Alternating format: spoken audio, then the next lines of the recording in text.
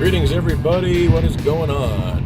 This is my 2006 Pontiac GTO. I ordered this car in 2005. Actually, it was August 05, so it was 11 years ago this month. I've owned it ever since. And now it is time for a change. There's an incredible number of really awesome cars that I've missed out on in the intervening decade. I mean, the Camaro came back, the Challenger was introduced, just everything. The Shelby Mustang came out. All kinds of stuff has come out and gone by me. Pontiac has now ceased to exist. I've always been a very old school muscle car kind of a guy, so I am now starting my next vehicular adventure, and I'm looking for a 2017 Challenger Scat Pack Shaker. That is what I am after. Now, why the Challenger instead of staying in the GM family with the Camaro, for example?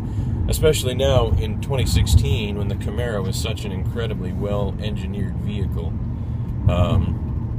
Well, I don't deny that the new Camaro is put together really well. It's a really capable handling car. It's a much more true sports car than it's ever been. But at the same time, I find that that's no longer really what I'm after. I think that what I'm really looking for is more of a muscle car in the true sense. At least the truest sense that still exists and is still made in the year 2016. And really, I think the Challenger is the only car that actually fits that bill anymore. The Chevy SS, you could say also is kind of a real muscle car, but this is its last year of production. It's basically a Holden Commodore, which is basically a four-door version of what I'm driving right now, because the GTO was just a Holden Monaro, and that was a two-door Commodore. Now, it's a really nice car, or at least it really was nice for the time. Obviously, 11 years have gone by, and it's a little bit stale in the technology and features department. The LS2 V8 has never disappointed me in this car, though. And GM always has had a history of making really nice power plants. But my limited experience that I had earlier this year with a Charger Scat Pack, with the 392 Hemi, wow, let me tell you, now that was something totally different. And just the sound of it is so incredible. It's really my kind of thing.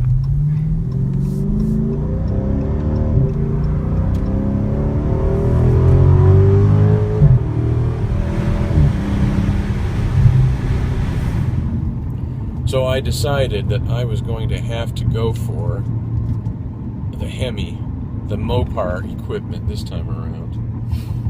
There's nothing wrong with the new Camaro, it's just not the style I'm after.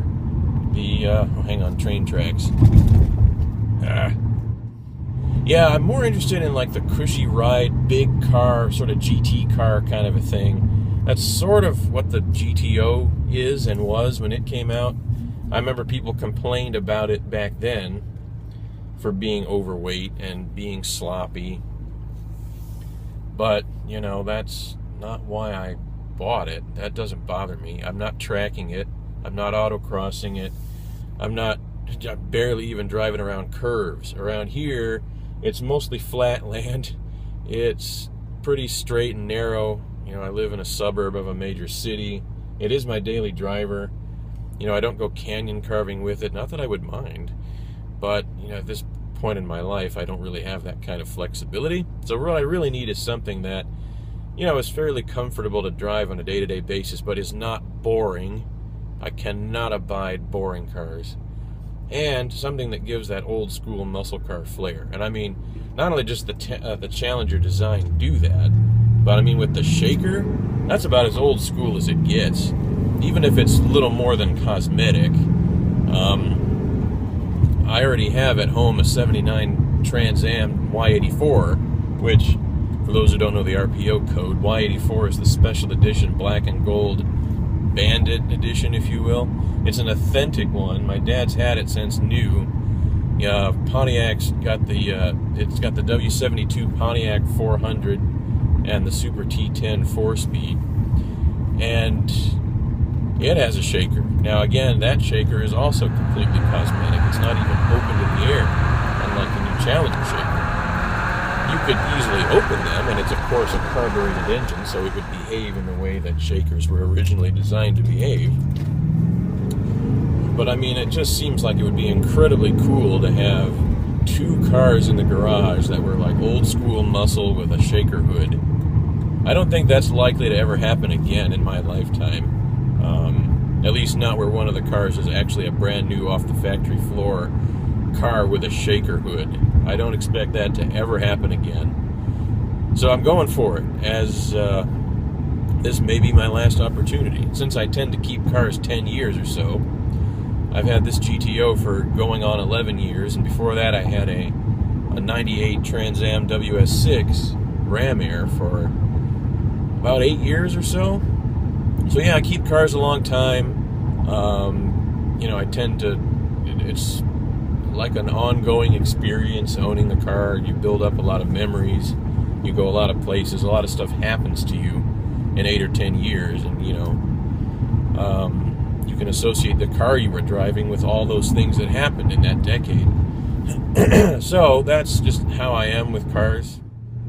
So the new Heritage colors for model year 2017 are green go, and there's a yellow, and I can't remember the name of the yellow. It keeps going out of my head for some reason. Stinger yellow, detonator yellow, top banana, I don't know which it is, but there's a yellow coming back for the first time in some years. I've always been a big fan of the bright green on Mopar products, like the Sublime I thought was great in 2015, but that's done, unfortunately. Green with Envy in 2011 was even better. So we haven't seen green go yet. I'm hoping it winds up being like green with Envy, maybe with a little bit of metal flake in it, like Go Mango. I think I might have to order that. Otherwise, my other top two colors are Go Mango, which I think will be around for a limited time at the beginning of the 2017 model year, and Toured, which is always here because a bright red has to exist.